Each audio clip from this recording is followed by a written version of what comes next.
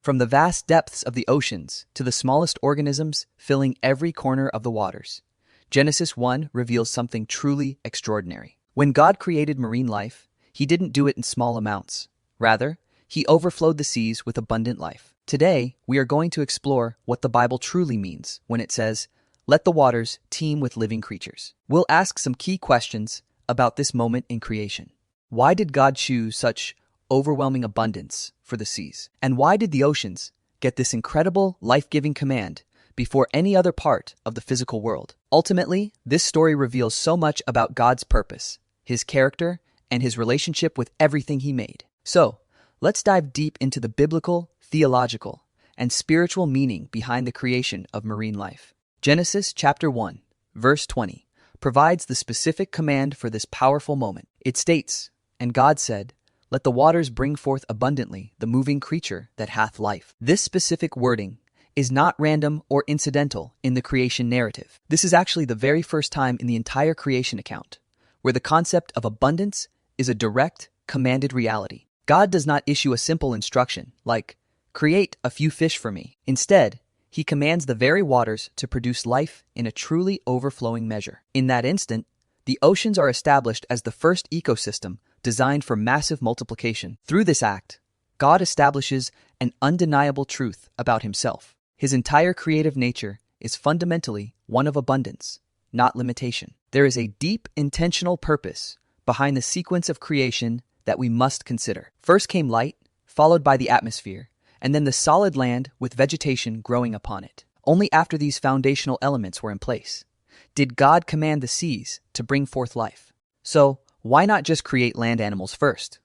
If humans are the eventual focus, the waters are purposefully set up as the primordial cradle of life for several symbolic reasons. In biblical symbolism, the oceans often represent mystery, depth, and the vastness of the unseen world. Life itself springs forth from the water, symbolizing nourishment and potential for movement. God chooses to begin this superabundance of life, right, where human eyes cannot easily observe it. The reason for this hidden beginning is profound. It is meant to teach us that God is always working abundantly, even in the areas of our lives we cannot see or fully comprehend. This act models a divine overflow that extends beyond our immediate perception. We see an incredibly significant event in Genesis chapter 1, verse 22. This verse records the very first blessing spoken by God anywhere in the entire scripture. He blessed the marine creatures directly, saying, "Be fruitful and multiply, and fill the waters in the seas." Consider the recipients of this monumental first blessing.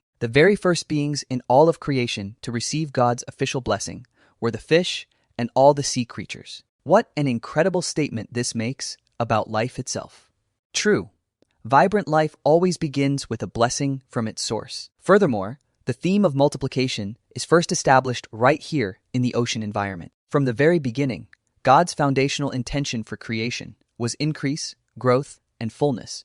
Absolutely, not scarcity. Long before any human being ever stepped onto the earth, God already filled the waters with a living, moving, thriving symphony of creation. The sheer scope of diversity found in the seas today is simply staggering. We are talking about millions upon millions of unique species that inhabit this realm.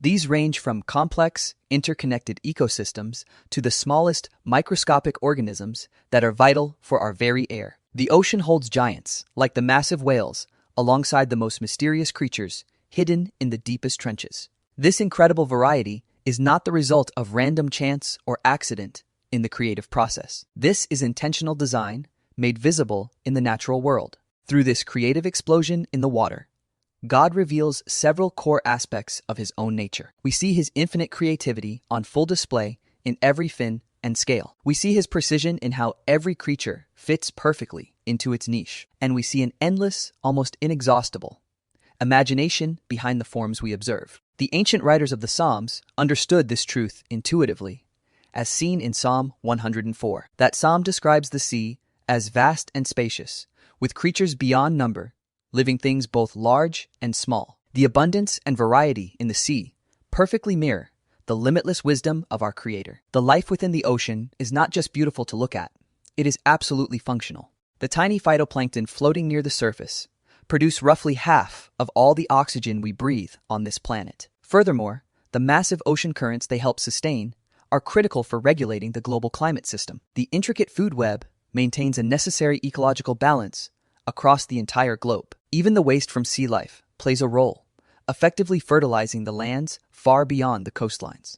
All these marine cycles are perfectly calibrated to prepare the planet for human habitation. In essence, the entire ocean environment functions as a divinely engineered planetary life support system. Before humanity even appears in the narrative, God has already ensured the world is overflowing with resources. He provides beauty and teeming vitality as the necessary foundation for life to come. When we study the abundance of the seas, we learn powerful spiritual lessons that apply to our lives. The first major takeaway is this: God is definitively not a God of scarcity or limitation. He intentionally prepares more provision, beauty, and capacity than we will ever immediately require. He is comfortable creating vast, beautiful life in places where we can never even visit or see. And critically, the pattern shows that whatever God blesses, He always causes to multiply far beyond the initial measure. Just as the oceans were fully teeming with life, long before Adam ever drew breath, we can be assured that God is already preparing abundance for us today. He is setting things in motion for us,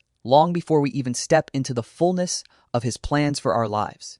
Marine biology is fascinating, but the creation account shows us that this is also profound theology. Every wave and every creature in the sea essentially preaches a silent sermon to us today. That sermon proclaims, where God speaks, life multiplies, and it multiplies without end. Genesis chapter 1, from its opening statement, reveals God's ultimate intention for creation. That intention was centered on life, absolute fullness, and generous overflow. It was also rooted in inherent beauty and perfect ecological balance. And it all began with His powerful blessing upon the waters. When we allow ourselves to truly look at the seas, we are witnessing the undeniable signature of a generous Creator. The oceans are not simply full of creatures.